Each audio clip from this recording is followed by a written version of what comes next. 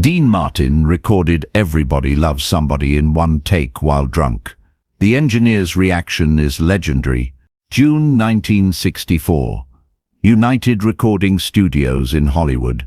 The Beatles had been #1 on the charts for 14 weeks straight. A Hard Day's Night was everywhere. You couldn't turn on a radio without hearing it. Beatlemania had taken over America, and everyone in the music industry was trying to figure out how to compete with four guys from Liverpool who'd changed everything. Dean Martin wasn't trying to compete with anyone. Dean Martin was just trying to get through a recording session without falling asleep. He showed up at the studio at 2 in the afternoon. He was supposed to be there at noon. His producer, Jimmy Bowen, had been pacing for 2 hours. The studio musicians had been waiting. The engineer, a young guy named Lee Hirschberg, who was doing his first session with Dean, was getting increasingly nervous. When Dean finally walked in, Lee knew immediately. Dean Martin was drunk. Not falling down drunk. Not slurring words drunk. But definitely several drinks past sober. He had that loose, easy movement. That half smile that said he was somewhere between amused and not really present. Jimmy Bowen saw it too. He pulled Lee aside. "Listen, this is how Dean works. Don't worry about it. Just roll tape when I tell you to." Lee had heard the stories. Everyone in the industry had. Dean Martin showed up drunk. Dean Martin did one take. Dean Martin didn't do rehearsals, but Lee had never actually worked with him before, and everything he'd learned in school said you needed multiple takes. You needed the artist fresh, focused, sober. You needed time to get the performance right. Dean walked into the recording booth, cigarette in one hand, what looked like a scotch in the other. He set the drink down on top of the piano, smiled at the orchestra. "Afternoon, fellas. What are we doing today?" Jimmy spoke through the talkback mic. "We're recording Everybody Loves Somebody. Ken Lane's arrangement. You remember it?" Dean picked up the sheet music, looked at it for maybe 30 seconds, set it back down. "Yeah, I got it. You want to run through it once?" Jimmy asked. "Nah. Let's just do it." Lee looked at Jimmy. Jimmy shrugged and mouthed, "Roll tape." Lee had the tape rolling, but he wasn't expecting to use this. This was just a run-through, right? A warm-up. Nobody recorded the first take. Nobody recorded drunk. This was going to be a disaster, and then they'd spend the next 3 hours getting a usable performance. The orchestra started. The arrangement was beautiful. Lush strings, gentle rhythm. A song about finding love after giving up on it. About someone coming along and changing everything. It was romantic, tender. The kind of song that needed a careful, emotional performance. Dean stood at the microphone, drink in hand. He didn't look at the sheet music. Didn't look particularly focused. He looked like a guy standing at a bar, about to tell a story to a friend. And then he started singing. Everybody loves somebody sometime. Everybody falls in love somehow. Lee felt something shift in the room. The voice wasn't what he'd expected. It was smooth. Yes, everyone knew Dean had a smooth voice. But there was something else. A warmth, a sincerity, a quality that made you believe every word he was singing. Dean wasn't performing the song. He was living it, even drunk, even casual, even looking like he couldn't care less. He was delivering something real. "Something in your kiss just told me. My sometime is now." The orchestra was locked in. Every musician in that room had done 1,000 sessions. They'd worked with everyone, but something about this moment, this take, this drunk guy standing at the microphone, like it was the easiest thing in the world, had them playing better than they'd played all day. Lee watched the VU meters. The levels were perfect. No distortion, no issues. Everything was clean. But more than that, Everything was right. The performance was right. The feel was right. The emotion was right. Dean continued through the song. Never hesitated. Never missed a word. Never asked to stop. He wasn't reading the sheet music. He'd looked at it for 30 seconds and absorbed the whole thing. Or maybe he was just that good at improvising. Either way, he was nailing it. Everybody loves somebody sometime. And although my dream was overdue, your love made it well worth waiting. For someone like you, Lee had goosebumps. Actual goosebumps. He'd recorded hundreds of sessions. He'd worked with good singers, great singers, technical singers who could hit every note perfectly. But this was different. This wasn't technique. This was something else. This was a guy who understood exactly what the song needed and was giving it without effort. The song built to its finish. Dean held the final note. Not showing off, not overselling it. Just right, just enough. The orchestra came to its resolution. The last note faded. Silence in the studio. The kind of silence that happens when everyone knows they just witnessed something special. Dean took a sip of his drink. That work for you guys? Lee looked at Jimmy through the glass. Jimmy had his mouth open, just staring. Lee hit the talkback button. That was the first take. Dean smiled. Yeah, I know. Do you want to do another one? Maybe try a different approach. Why would I do another one? Well, that was just, we just started. Usually we do multiple takes. And Dean interrupted him. Genty, kid, that was the take. Trust me. Lee looked at Jimmy again. Jimmy nodded slowly. He's right. That's the take. But Lee caught himself. Didn't finish the sentence. Dean laughed. Drunk. Yeah. I'm also right. That's the best version of that song you're going to get today. If we do it again, I'll try to make it better. And trying to make it better will make it worse. Right now, it's honest. It's real. It's what the song needs. You do another take. It becomes a performance. And nobody wants to hear me perform. They want to hear me sing. Lee sat back in his chair. He just watched Dean Martin, drunk at 2 in the afternoon, record a perfect vocal in one take.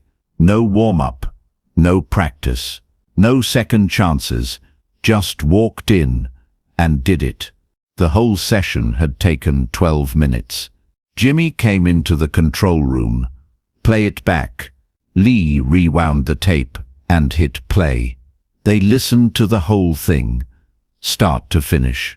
When it ended, Jimmy looked at Lee. What do you think? I think it's the best thing I've ever recorded. Yeah. Me too. Dean was already leaving. He stuck his head into the control room. We're good, Dean. Thank you. Anytime, Pally. See you next time. And he was gone. Session over. Dean Martin in and out in under 20 minutes, including the time it took him to set down his drink and pick it up again. Lee looked at Jimmy. Does he always work like that? Every time.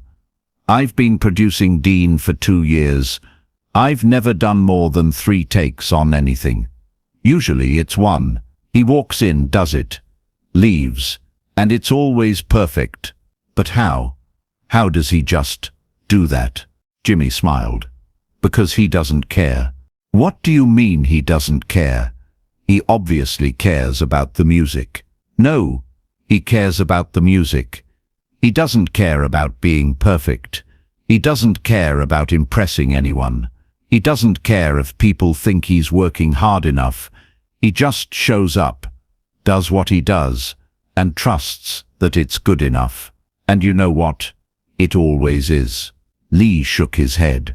I spent 4 years in school learning about mic placement and EQ and compression and getting the perfect take.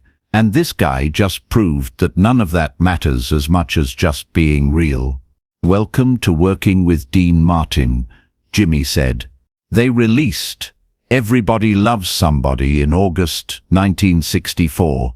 The Beatles were still dominating the charts. A Hard Day's Night was in its 14th week at number 1. Nobody expected a 47-year-old crooner to challenge the biggest band in the world. The song started climbing, slowly at first, then faster. Radio stations started playing it. People started requesting it. And on August 15th, 1964, Everybody Loves Somebody hit number 1, knocking the Beatles out of the top spot. Dean Martin, drunk in a studio, recording in one take, had done what nobody thought was possible. He'd beaten the Beatles. The media went crazy. How did Dean do it? What was his secret? Was this a calculated move? A strategic release? A carefully crafted comeback? Dean's response, when a reporter asked him about beating the Beatles: "I like the Beatles. They're good kids. But they had their 14 weeks. I just wanted one." That was it. No big strategy. No master plan. Just Dean being Dean. Showing up. Doing his thing. Not trying too hard. Years later, Lee Hirschberg became one of the most respected engineers in the business. He worked with everyone: Frank Sinatra, Ella Fitzgerald, Nat King Cole, Ray Charles, all the legends, and people would ask him about his most memorable session. "Dean Martin," he'd say, "one take, drunk, perfect." That session taught me more about music than 4 years of school. It taught me that technique matters, but truth matters more. That you can have all the right equipment and all the right knowledge, but if the artist isn't being real, none of it matters. And Dean Martin was always real, even when he was drunk, especially when he was drunk, because that's when he stopped trying to be anything other than exactly who he was. The Beatles went on to become the biggest band in history. Their legacy is untouchable, but for 1 week in August 1964, a 47-year-old guy who showed up drunk to a recording session reminded everyone that there was room for more than one kind of music, more than one kind of performance, more than one way to connect with people. The lesson here isn't that you should show up drunk to work. The lesson is about authenticity, about not overthinking, about trusting that being yourself, even imperfectly, is better than trying to be perfect at being something you're not. Dean Martin could have tried to sound like the Beatles, could have chased the new sound, could have reinvented himself to compete with the kids. Instead, he just showed up, sang a love song the way he'd been singing love songs for 20 years, and trusted that it would be enough. It was more than enough. It was exactly what people needed. In a world that had gone crazy for rock and roll and British invasions and screaming teenagers, Dean Martin reminded everyone that there was still something beautiful about a simple, honest love song sung by a guy who knew how to make you believe every word. Lee Hirschberg kept that tape his entire career. He'd play it for young engineers. "Listen to this. This is Dean Martin. First take, only take. No punch-ins, no fixes, no auto-tune, because auto-tune didn't exist. Just a guy and a microphone, and absolute confidence that what he was doing was good enough." That's the secret nobody wants to hear. The secret is that trying too hard makes you worse. Caring too much about being perfect makes you less perfect. Dean understood something that most artists spend their whole careers trying to learn. The audience doesn't want perfect.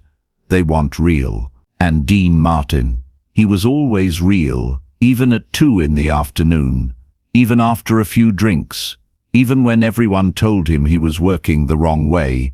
He'd just smile, do one take, and prove everyone wrong. Dean Martin recorded Everybody Loves Somebody in one take while drunk. That recording knocked the Beatles off the charts. Not because it was technically perfect, not because Dean worked harder than the Beatles, but because Dean Martin understood something fundamental about music and connection and truth. Sometimes the best thing you can do is stop trying so hard. Show up. Be yourself. Do it once, and trust that being real beats being perfect every single time. The Beatles got 13 more number ones after Dean knocked them off. Dean got his 1 week at the top, and that 1 week captured in 12 minutes. On a June afternoon by a drunk guy who didn't overthink it, became one of the most legendary recording sessions in music history.